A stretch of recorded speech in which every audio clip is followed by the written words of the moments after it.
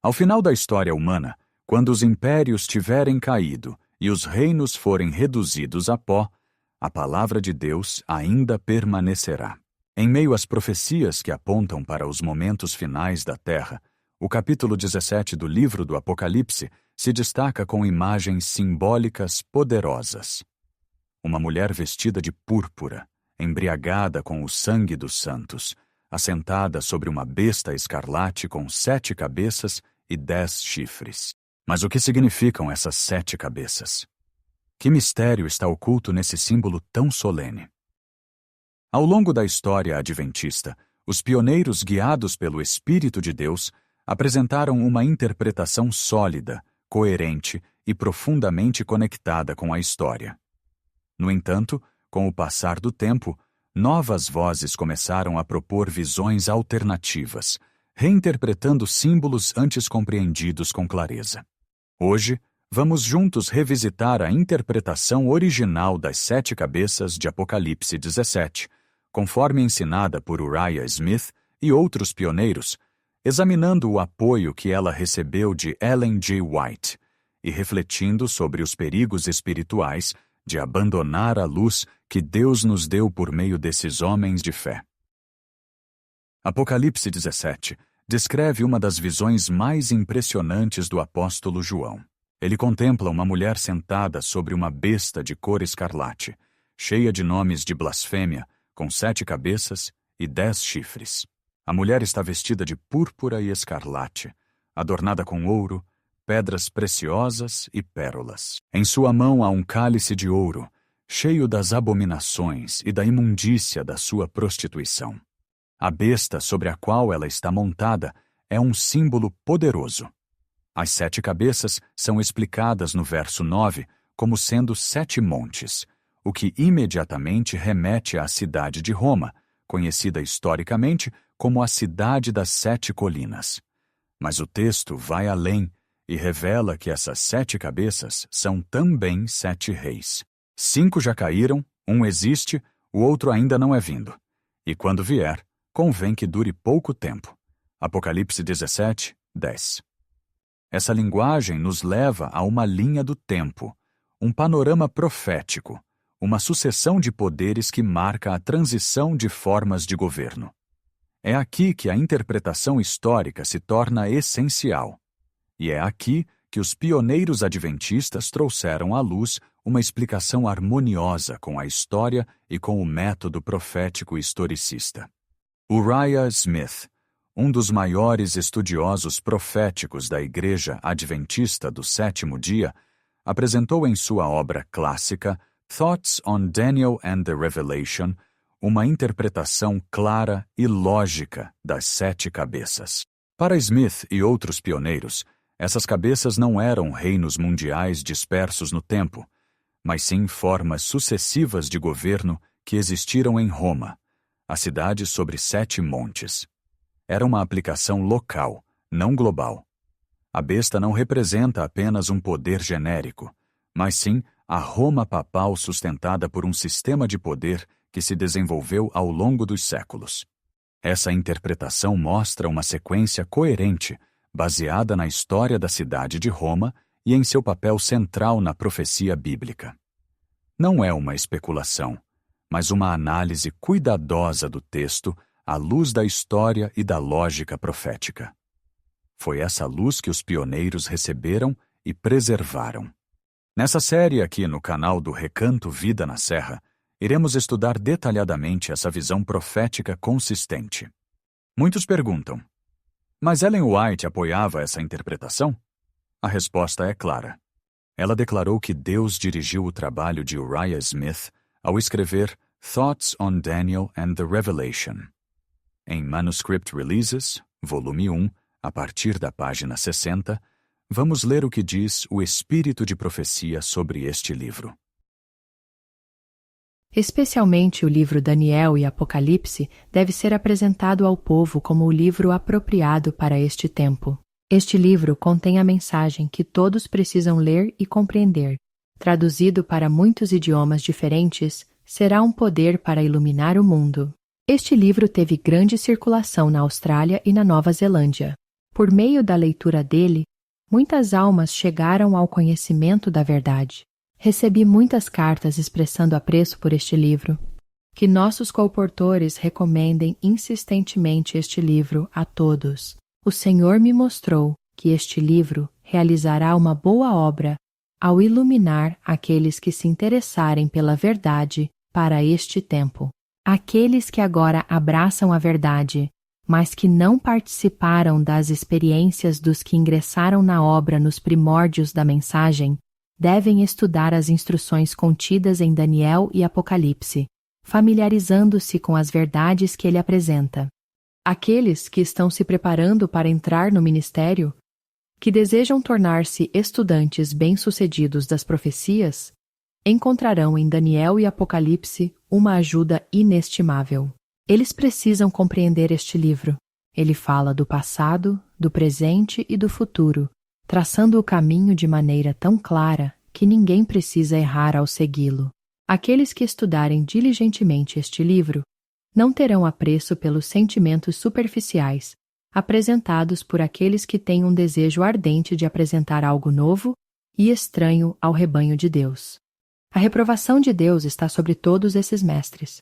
Eles precisam que alguém lhes ensine o que realmente significam a piedade e a verdade. As grandes e essenciais questões que Deus deseja que sejam apresentadas ao povo encontram-se em Daniel e Apocalipse. Ali se encontra a verdade sólida e eterna para este tempo. Todos necessitam da luz e das informações que este livro contém.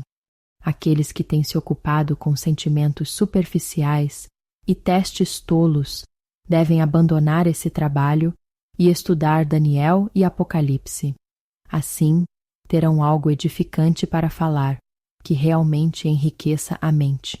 À medida que receberem o conhecimento contido neste livro, terão no depósito da mente um tesouro do qual poderão continuamente extrair, ao comunicarem a outros as grandes e essenciais verdades da Palavra de Deus. O interesse em Daniel e Apocalipse deve permanecer enquanto durar o tempo de graça.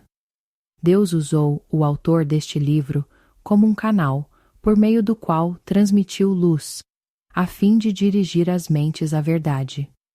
Não devemos nós valorizar essa luz, que nos aponta para a vinda de nosso Senhor Jesus Cristo, nosso Rei?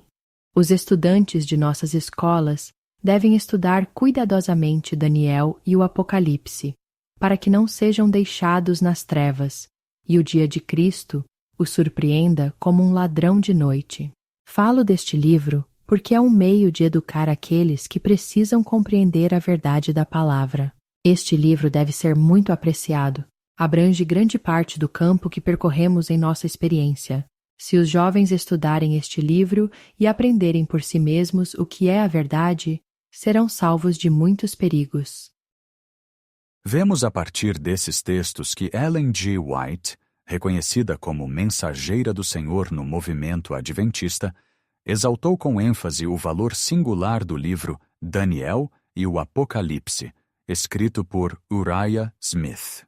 Ela declarou que esse livro constitui uma ajuda inestimável para todos os que se preparam para o ministério e desejam se tornar estudantes bem-sucedidos das profecias.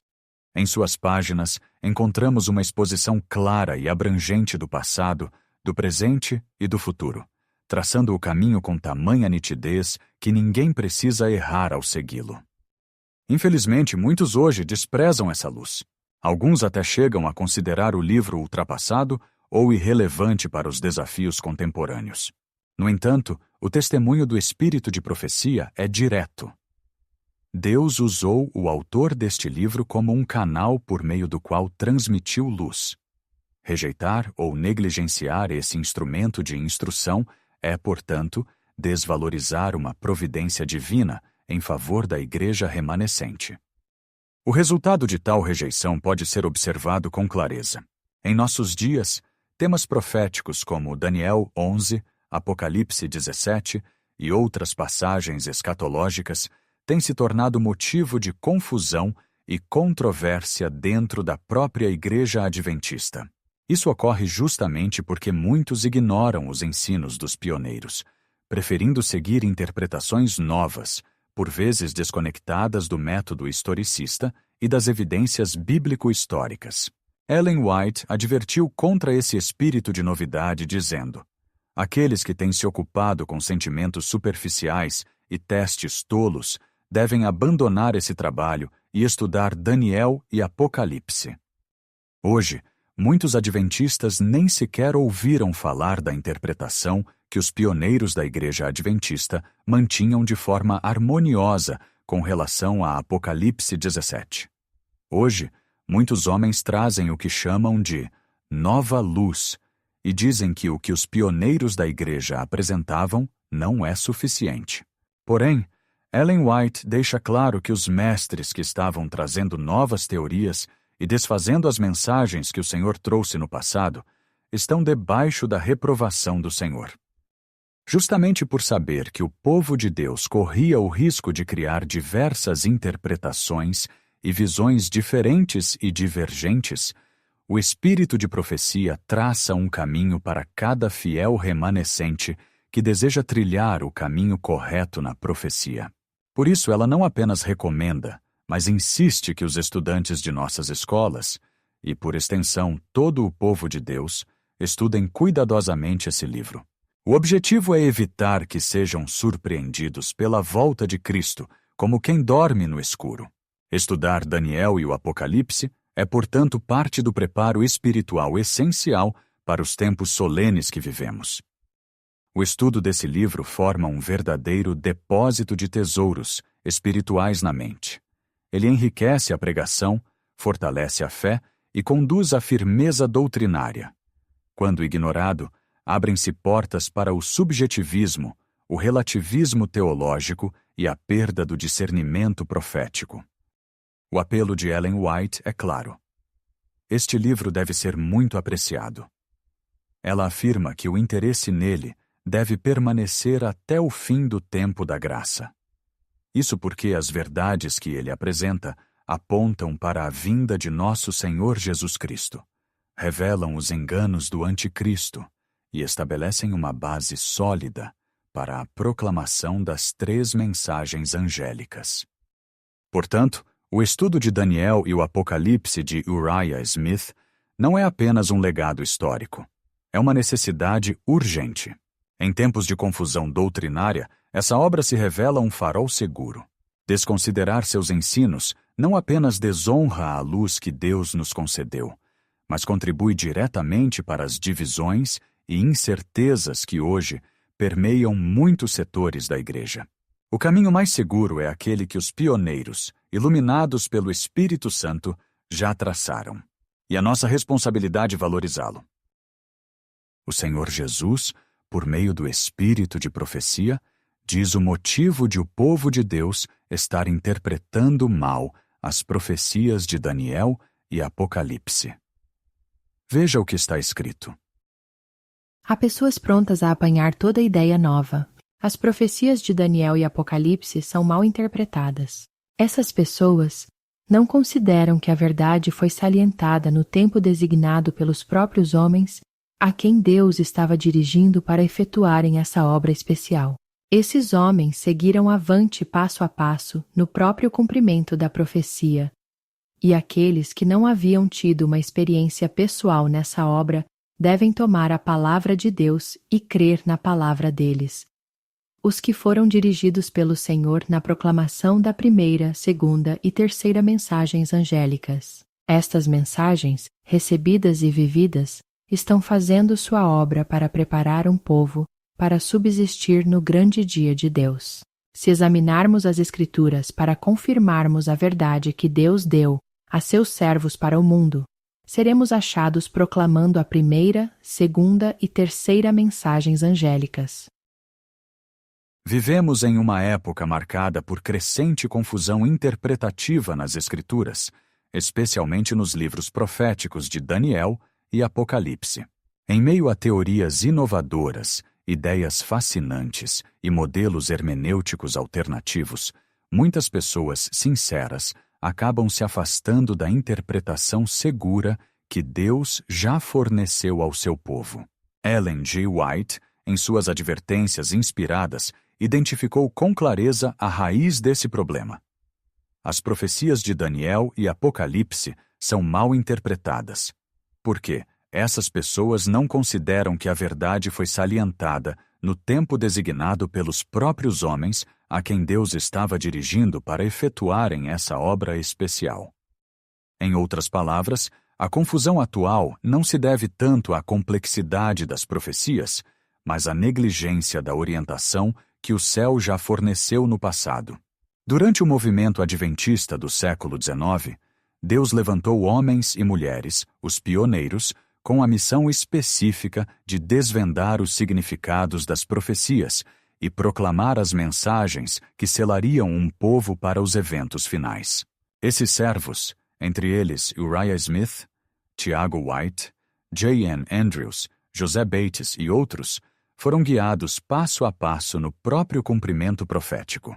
Eles não apresentavam suposições teóricas ou conjecturas sensacionalistas, mas verdades extraídas com temor da palavra de Deus e confirmadas pela providência e pelo testemunho do Espírito de profecia. O Espírito de profecia nos orienta claramente dizendo: aqueles que não haviam tido uma experiência pessoal nessa obra devem tomar a palavra de Deus e crer na palavra deles. Isso não é um chamado à aceitação cega, mas uma exortação para reconhecer que esses homens foram conduzidos por Deus em uma obra profética específica, a proclamação das 3 mensagens angélicas. Rejeitar ou minimizar esse legado é rejeitar a própria orientação divina que nos foi concedida como povo remanescente. A razão por trás da má compreensão das profecias, portanto, reside na tendência moderna de ignorar ou desprezar os fundamentos históricos estabelecidos pelos pioneiros. Muitos hoje desejam apresentar algo novo e mais atraente, esquecendo-se de que a verdade profética é progressiva, mas não contraditória. O espírito de profecia nos alerta sobre esse perigo. Há pessoas prontas a apanhar toda ideia nova. Contudo, nem toda novidade é luz.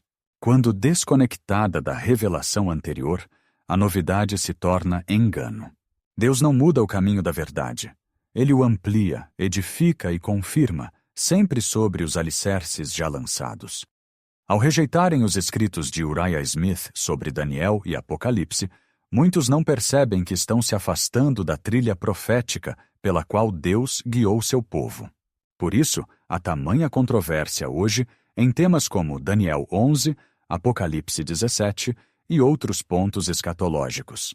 A falta de unidade doutrinária é o resultado direto da rejeição das interpretações históricas dadas no tempo certo por homens que vivenciaram o cumprimento profético e foram conduzidos pelo Espírito Santo. Ellen White é categórica ao dizer: estas mensagens, recebidas e vividas, estão fazendo sua obra para preparar um povo para subsistir no grande dia de Deus. Isso inclui a compreensão clara e fiel do conteúdo profético, baseada na luz já revelada por meio dos pioneiros. Se desejamos realmente entender Daniel e Apocalipse, e se queremos ser encontrados fiéis diante dos eventos finais, precisamos voltar à base. Precisamos estudar a palavra de Deus com reverência, confirmando as verdades que Deus deu a seus servos para o mundo. Não há segurança fora desse caminho. Portanto, a causa da má interpretação atual não é a ausência de luz, mas o desprezo por ela. Deus já falou por meio de seus servos. O chamado do céu ainda ecoa.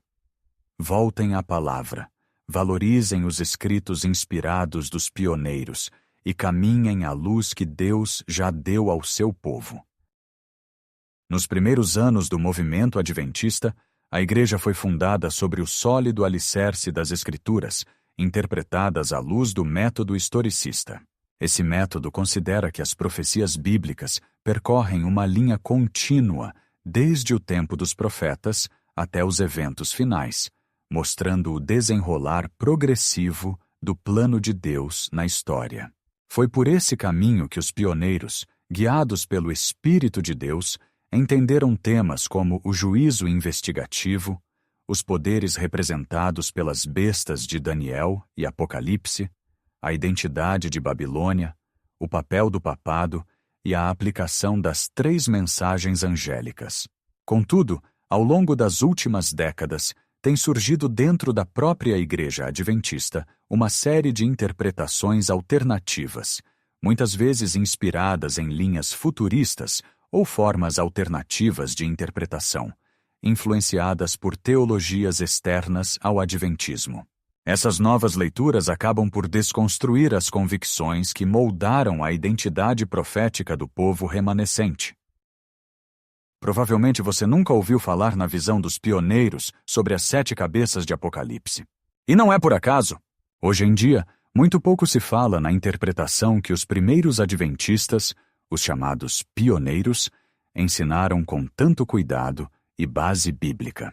Em vez disso, surgiram várias novas teorias sobre quem seriam essas 7 cabeças da besta escarlate mencionada em Apocalipse 17.